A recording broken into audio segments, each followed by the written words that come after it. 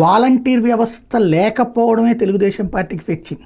ఎందుకంటే వాలంటీర్ ఉంటే ఇప్పుడు ఇదివరకటి రోజుల్లో జగన్ హయాంలో సంక్షేమ పథకాలు ఉండేది, వాళ్ళ ఇంటికి వెళ్ళటం, అవన్నీ లబ్ధిదారుది ఐడెంటిఫై చేయడం, ఆ తర్వాత వాళ్ళకి సంబంధించి ఫాలోఅప్ చేయడం, డబ్బులు వచ్చినాయా లేదా అవన్నీ నోట్ చేయటం, పంపించడం, ఇదంతా జరిగేది. రాకపోతే మళ్ళీ ఫాలోఅప్ చేయడం. ఇప్పుడు ఫర్ ఎగ్జాంపుల్ రేషన్ కార్డులు పీకేశారు, 3.5 లక్షలు పీకేసేయమని చెప్పి అన్నారు. నిన్ననే ఈనాడు జ్యోతిది వార్త కూడా మనం మాట్లాడుకున్నాం. ఇప్పుడు అదే వాలంటీర్ ఉంటే నాది ఎట్టా పీకేస్తాను. ఇప్పుడు ఇవాళ ఎవరిని అడుగుతారు? తెలుగుదేశం వాళ్ళని వెళ్ళి అడుగుతారా? నాయకుడి దగ్గరికి వెళ్ళి అడుగుతారా? కార్పొరేటర్ దగ్గరికి వెళ్ళి అడుగుతారా?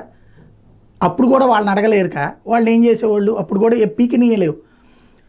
నా ఇంట్లో 4 ఉన్నాం, 2కే వచ్చింది, మిగతా 2కి రాలేదని చెప్పేసి వాలంటీర్ని అడిగేవాళ్ళు, ఏదో ఒక విధంగా ఇప్పించని చెప్పి. లేదంటే అక్కడ నాయకులకు ఆ కంప్లైంట్ పెట్టారు.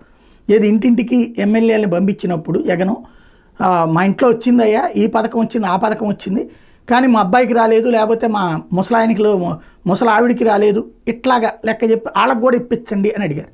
ఇప్పించిన వాడినేమో ఓడగొట్టారు. అది ఒక కథ నడిచింది. అదే సందర్భంలో ఇప్పుడు ఉంది రేషన్ కార్డు తీసేయమన్నారు. ఇవాళ ఎవరిని వెళ్ళి అడగాల?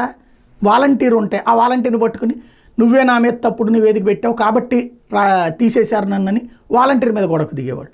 అప్పుడు కూడా వాళ్ళకి వాలంటీరే ఒక ఇదిగా ఉండేది. అప్పుడు కూడా కొన్ని కార్డులు తీసేసినప్పుడు. ఇప్పుడు వాలంటీర్కి ఆ కష్టం లేదు. నెంబర్ 2, సంక్షేమ పథకాలు ఇదివరకు ఓ నెల లేట్ అయితే ఎప్పుడు వస్తుందని వాలంటీర్కి ఫోన్లు చేసేవాళ్ళు.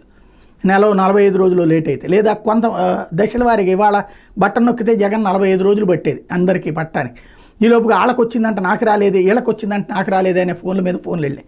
ఇప్పుడు అసలు ఆ టెన్షన్ ఏం లేదు, వాలంటీర్కి టెన్షన్ లేదు. కాకపోతే ఉద్యోగం ఉందా లేదా అన్న టెన్షన్ తప్పించి ఈ టెన్షన్ లేదు. అదే సందర్భంలో జనానికి ఎవరి దగ్గరికి వెళ్ళి అడగాలి అన్నదే తేలనటువంటిది. అంటే జనానికి అడగడానికి ఒక ప్లాట్ఫామ్ లేకుండా పోయింది ఇప్పుడు.